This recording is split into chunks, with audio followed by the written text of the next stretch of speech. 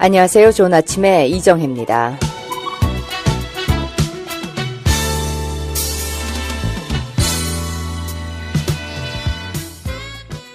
좋은 아침 듣고 계십니다. 10시 12분 지나고 있습니다. 매주 금요일에 마련되는 데리킴 박사의 뇌건강 이야기 오늘도 준비가 되어 있습니다. 안녕하세요. 안녕하세요. 예, 이 프로그램은 콜 라이프 소스 제공입니다. 예, 트래픽이 좀 좋지 않으셨어요? 뭐 어떤 때 좀 일찍 떠났는데 네. 이상하게 트래픽이 꼬일 때가 있잖아요. 그러면 본의 아니게 그러면 참 답답할 때가 있죠. 그렇습니다. 아주 금방 도착하시자마자 스튜디오에 앉으셨습니다. 숨 좀 돌리셔야죠. 아, 괜찮습니다. 예. 자, 지난주까지 우리가 다이어트에 관한 이야기를 계속했습니다. 예. 예. 오늘 그 마무리를 해주신다고요? 예, 그러겠습니다. 네.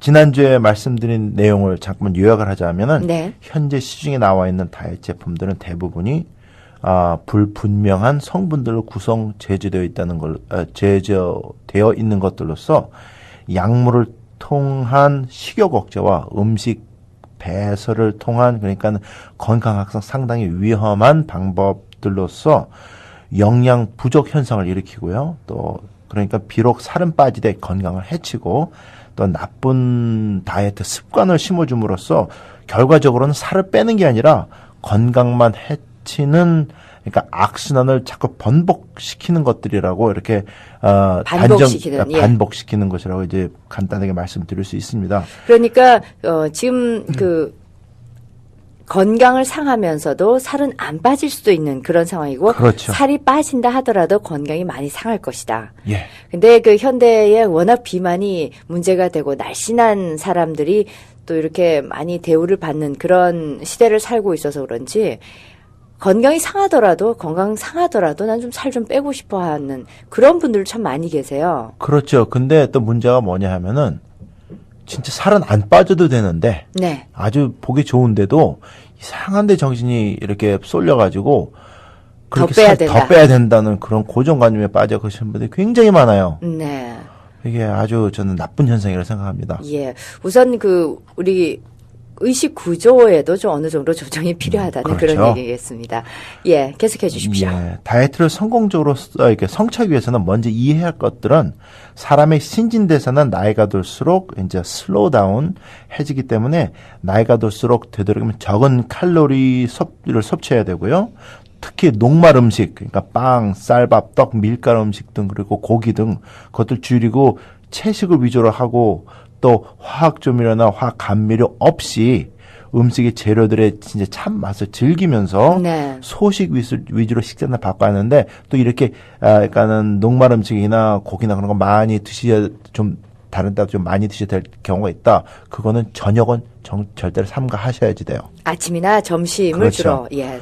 그리고 또 이거가 병행해가지고 꾸준한 운동으로 몸 안에 들어와 쌓이는 칼로리 소비에 어릴 때보다 더 많이 신경을 써야 한다는 것이 나이가 들수록요. 네. 그게 신경을 써야 한다는 것을 말씀을 드렸고요.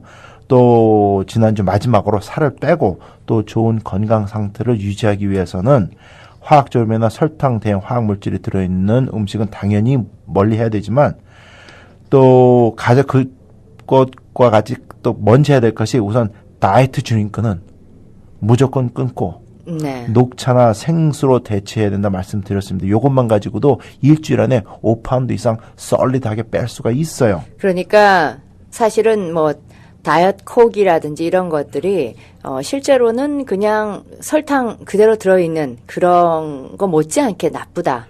설탕 그냥 이게 더 낫죠. 차라리 낫습니까? 그게 낫죠. 그렇죠. 훨씬 낫죠. 어쨌든 설탕은 몸에서 에너지로 소비가 되기 때문에 괜찮지만은 이런 다이어트 드링크 있는 것들은 독이거든요. 다이어트 드링크에 들어있는 것이 지난번에 설명해 주신 그렇죠. 뭐 사카레인이라든지 아스파르테인, 예. 뭐 스플렌다 그런 것들은 독이기 때문에 네. 몸에 지장을 주고 독이 몸에 쌓이면 더 많은 그러니까 그 몸에 쌓이는 독성을 융화시키기 위해서 네. 농도를 낮추기 위해서 몸에 더 많이 수분을 이렇게 지탱을 하거든요. 네. 그렇기 때문에 문제가 더 많이 됩니다. 차라리 그냥 콜라를 마셔라. 그렇죠. 예. 그 대신 이제 조절해가지고 물론, 마셔라. 예. 훨씬 낫다. 안 드시면 그렇죠. 좋겠지만은 그렇죠. 꼭 드셔야 된다면 차라리 그렇죠. 그냥 예, 알겠습니다. 그리고 녹차 맛도 참 좋아요. 예. 예, 녹차를 드셔라. 예. 가장 쉽게 할 수 있는 겁니다. 이거 마치겠습니다. 몸이 건강하고 소화기관의 능력을 높이려면 우선 장이 튼튼해야 됩니다. 그렇겠죠. 그래야지 영양실조가 안 걸리는 거죠. 근데 장이 튼튼하다고 하는 것은 음식물의 소화가 잘 된다는 뜻인데 장이 운동력도 중요하지만은 또 장의 건강 상태를 유지하기 위해서는 장 안에서 음식물의 소화를 돕는 그리고 우리 몸에 필요한 성분들을 만들어주는 좋은 미생물들의 상태가 중요하다는 것이 됩니다. 네.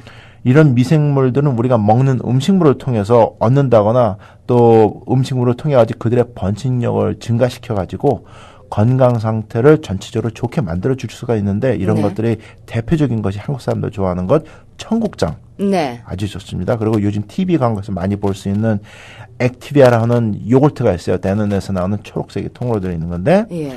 그거 좋습니다. 근데 한국 가게나 식당에서 볼 수 있는 한국식 요구르트는 절대로 아니에요.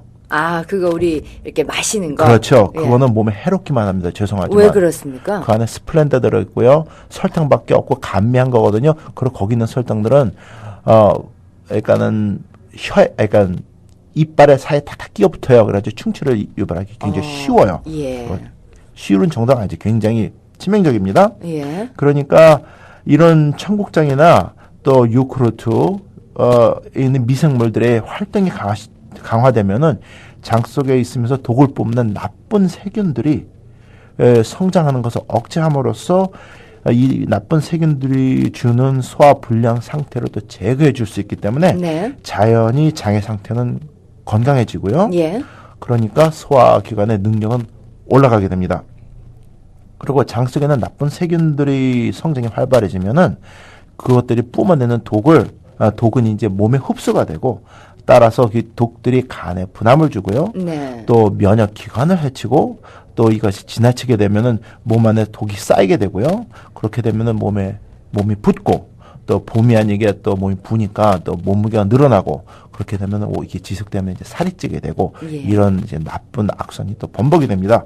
결국은 음식은 골고루 많이씩 잘 먹는 것 같은데 자기 생각에는 소화불량으로 영양 보충이 제대로 안 된다든지 또 음식은 칼로리 조절해서 다이어트 한다고 조금씩 잘 먹는다고 자기는 생각을 하는데 네. 그 대신 또 몸이 더 붓고 또 살은 안 빠지고 한다든지 여기에 다 이유가 있습니다. 가장 기본적으로. 그러니까는 모든 것의 중요점은 우선 가장 첫 관문은 장이 튼튼하고 건강해야 된다. 그것이 다이어트에 성공할 수 있는 가장 첫 번째 관문이다. 그게 중요하고요. 예. 그 다음에 또 필요한 게 간이 건강해야 돼요. 그러니까 간이 건강하게 되면 해독시키는 작용을 하기 때문에 자연히 또 신장 또한 그러니까 콩팥 또한 또 자연히 건강을 유지하게 됩니다. 그러니까 간에서 처리된 독과 또 우리 몸 세포가 분비하는 노폐물들이 신장을 통해서 밖으로 배출되지 않습니까? 네. 그러니까는 당연히 살 빼기 위해서는 신장이 또 건강해야지 돼요. 그러니까 물론 사람들 생각에는 뭐 땀으로도 노폐물이 배출된다더라 뭐 이렇게 말을 하지만은 땀을 쭉 노폐물이 그렇게 나올 정도로 쭉 흘리는 운동을 자주 하지 못합니다. 저희들은. 예. 그렇기 때문에 결국은 소변을 통해서 노폐물이 나가야 돼요. 네. 거의 유일한 방법인데 그렇기 때문에 신장의 건강이 더욱더 중요합니다. 그리고 간에서 해독되지 못한 독소들이 신장을 통하게 되면은 또 해독되지 못한 독소들이 네. 신장을 통하게 되면 또 신장이 또 무리를 줄 수가 있어요. 당연하죠. 그러니까 또 당연히 또 간이 건강해야지 또 신장도 건강을 유지하니까 예. 또 간이 당연히 건강해야지 됩니다. 신장을 통해서 몸에 쌓이는 독소를 뽑아내려면 우선 또 탄산수나 커피보다 생수를 하루 8컵 이상씩 꾸준히 마시는 것도 도움이 많이 돼요. 어떤 사람은 생수만 마시고 꾸준히 마셨는데 10파운드, 20파운드 이상 뽑았다는 사람도 많이 있어요. 아, 살 뺐다? 예, 그럼요. 물 마시고 살 뺐다? 그렇죠. 예. 그게 다른 음식은 다 먹을 거 먹으면서도 그거 하나만 바꿨는데도 살이 빠져요. 예. 그런 사람도 있습니다. 그러니까 생수 드시는 게 중요하고요. 예. 또 살을 빼보기 위해서 몇 년 동안 항상 운동하면서도 성과를 거두지 못하는 미국 친구들의 이제 식상을 봤습니다. 그러니까 그들 먹는 게 다이어트 드링크에 살 뺀다고 하면서 화학 조미료가 잔뜩 감미된 또 샐러드 드레싱 이렇게 된 거 네. 그런 걸 이렇게 또 다이어트 한다고 막 먹어요. 예.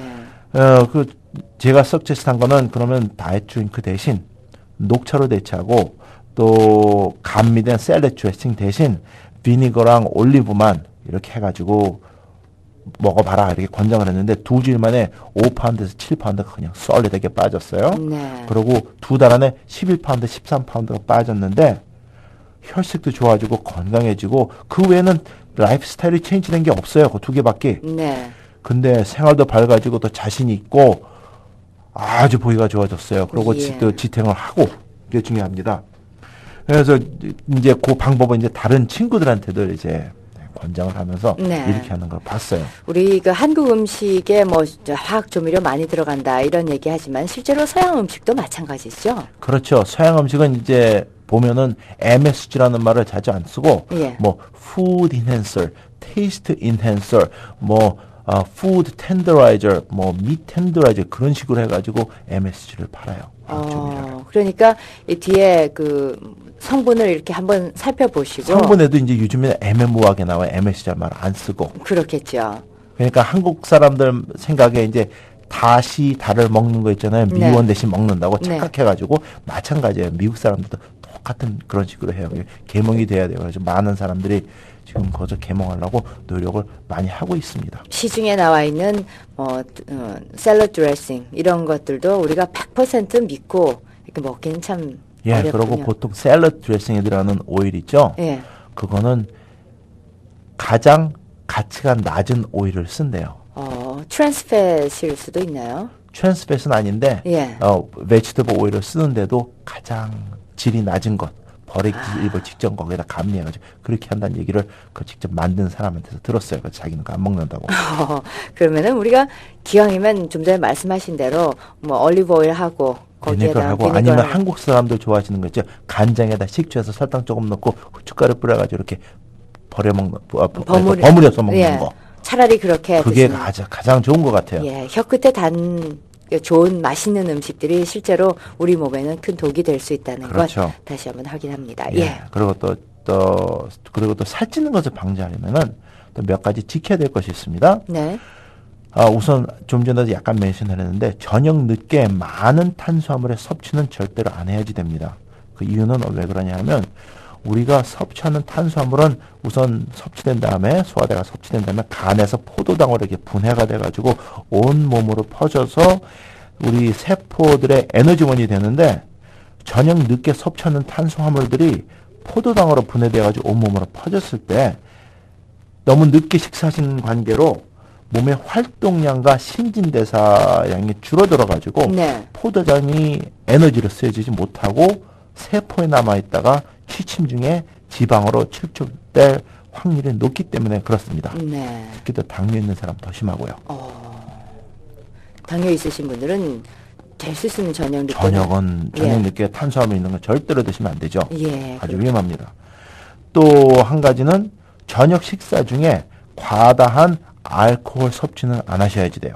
한국 분들 좋아하시잖아요. 근데 예. 그러면 절대로 안 해야 됩니다. 이유는 다음과 같습니다. 간이 탄수화물을 포도당으로 분해를 했을 때 체내에 알코올 성분이 많이 있잖아요. 그러면 간은 포도당을 쉽게 간 밖으로 내보내가지고 체내 알코올 성분, 그러니까 간 밖으로 내보내지 않고 체내에 알코올 성분이 완전히 분해될 때까지 기다렸다가 포도당을 이제 간 밖으로 내놔가지고 온몸 세포로 번지게 하거든요. 네. 근데 저녁 늦게 먹으면은 간세포에서 그러니까 알코올이 있으면 우선 간세포에서 포도당이 배출되지 못하고 계속 쌓이게 되니까 간은 포도당을 지방으로 변화시키고 그러면은 세포 안에 이제 지방이 쌓이게 돼 그래서 이제 지방간이 되는 거고요. 지방간의 원인이 늦은 음주가 그렇죠. 네, 가장 원인. 치명적입니다. 음식 예. 많이 드시면서 드시는 거. 예. 그 다음에 또 포도당이 몸에 늦게 이렇게 분해가 돼가지고 세포 하나 나올 거 아닙니까? 이제 그러니까 알코올이 분해가 됐어도 네. 그래도 그게 밤에 잘 때 갈 데가 없잖아요. 그러면 아. 결국 몸에 퍼져가지고 또 몸에 지방으로 쌓이게 되고요. 그리고 네. 몸에 붓게 되고 그러는 겁니다. 그러니까 아까 좀 전에 또 이정희 아나운서께서 포인트하신 것 같이 결국 살찌느냐 안 찌느냐의 문제는 또한 정신 건강의 문제라도 볼 수 있습니다. 네. 정신을 똑바로 차리고 올바로 지식을 가지고 생각을 하면은 괜찮은데 그 올바르지 않은 이상한 지식을 가지고 식생활을 연결해서 사시거든요. 네. 그러니까 결국은 살찌고 다이어트하고 안 한다 하는 거는 정신건강, 생각 예. 그 문제라고 말을 할 수가 있고요. 그러니까 결론을 짓자면은 쓸데없는 약물 섭취로 건강을 해치면서 비쩍 마르는 것보다는 나이에 걸맞게 음식 조절을 하시고 또 적당하게 운동하시고 또 그래가지고 올바른 간 작용을 강화시켜가지고 그러니까 올바른 간을 간 작용을 이렇게 활성화시키는 그런 물질을 좀 드시고 많이 예. 드시고 건강한 생각과 삶 그리고 건강한 체력 유지하는 것이 그냥 삐쭉 말라가지고 이렇게 하는 것보다 예. 건강하지 않은 것보다는 그렇죠. 훨씬 그게 아름답다. 그렇죠. 그게 베스트 다이스라고 생각을 합니다. 예. 주로 이 시간 통해서 뇌 건강 이야기를 많이 해주셨는데, 몇 주간은 계속해서 이 다이어트, 우리가 잘못 알고 있는 부분과 알지만 실천하고 있지 못한 부분들을 다시 한번 짚어주셨습니다. 콜 라이프 소스 제공의 데리킨 박사의 건강 이야기 오늘도 잘 들었습니다. 예, 감사합니다.